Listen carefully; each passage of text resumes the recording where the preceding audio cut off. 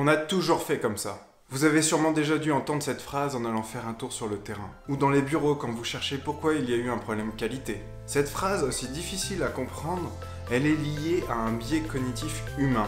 Premier biais que nous allons étudier ensemble aujourd'hui, le principe de cohérence.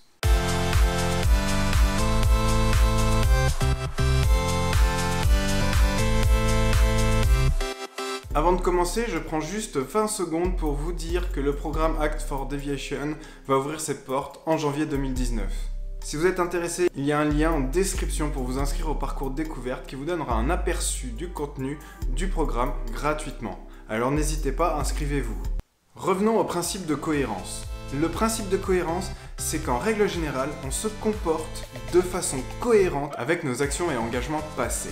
Bien que dans notre cas, nous allons chercher à contourner ce biais cognitif, il est important de comprendre à quoi sert ce principe dans notre quotidien. Imaginez qu'à chaque fois que vous allez faire vos courses alimentaires, vous deviez à chaque fois parcourir l'ensemble du magasin pour décider ce que vous allez acheter. Pas très efficace. Eh bien, le principe de cohérence nous permet instinctivement de rester en cohérence avec nos multiples dernières fois où nous avons fait nos courses pour globalement prendre les mêmes produits dont on a l'habitude.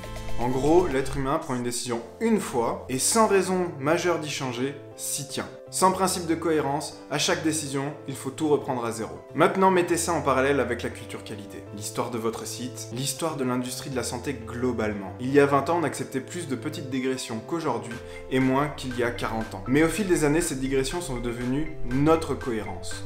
Quand tous les jours il faut aller plus vite, ceci est notre cohérence du quotidien. Pas de place pour la culture de la qualité efficace dans ce contexte de cohérence. On reste sur le principe du contrôle de la qualité et non sur le management efficace de la qualité.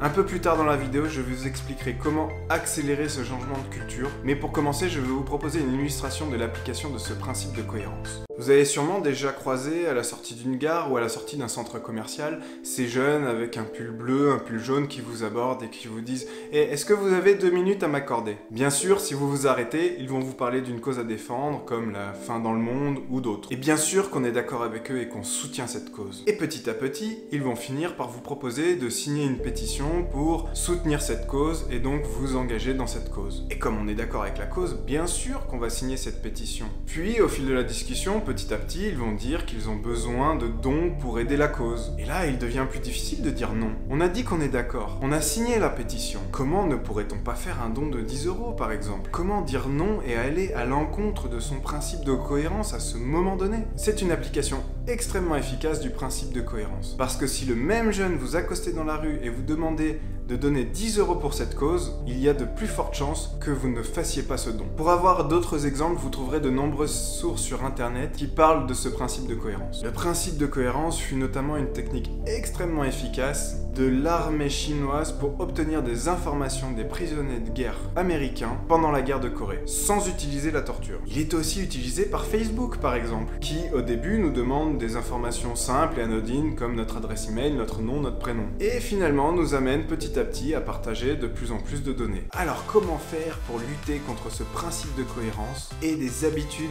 acquises à l'encontre de la qualité efficace? Comment faire de la culture qualité efficace le nouveau principe de cohérence de votre site?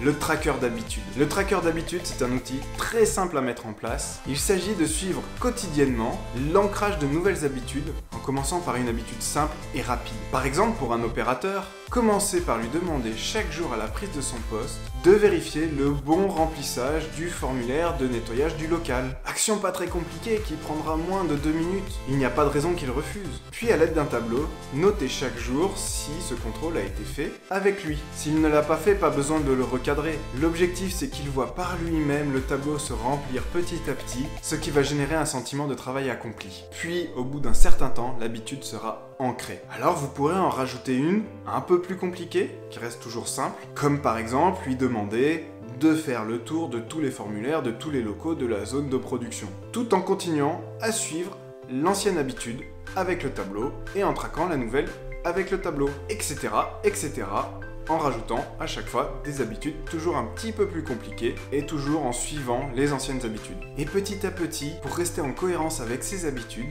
il aura tendance par lui-même à faire de plus en plus attention sur la manière dont il remplit les formulaires en règle générale. Alors dit comme ça, vous allez sûrement vous dire, on en a pour des années à acquérir une culture de la qualité efficace sur le site. Oui, changer une culture acquise sur des décennies pour une nouvelle culture, ça va être long. Soyez préparés à ça. Mais en fait, ça va aller beaucoup plus vite que ce que vous ne croyez. Car vous allez utiliser un tracker d'habitude différent pour chaque opérateur et pour chaque personne sur votre site. En commençant par vous. Et si chaque personne ancre des nouvelles habitudes différentes de ses collègues, mais toujours en lien avec la culture de la qualité efficace, alors ça va créer une émulation positive, où tout le monde sera garant les uns des autres. Voilà pour ce premier biais cognitif. Dans la prochaine vidéo, je vais vous proposer de revenir sur les erreurs humaines.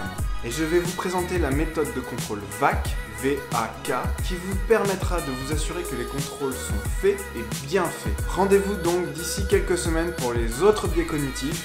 Restez connectés, partagez et likez la vidéo pour qu'elle soit connue par le plus grand nombre. Et moi je vous dis à très vite, et d'ici là, n'oubliez pas, la façon dont on fait une chose est la façon dont on fait toutes les choses.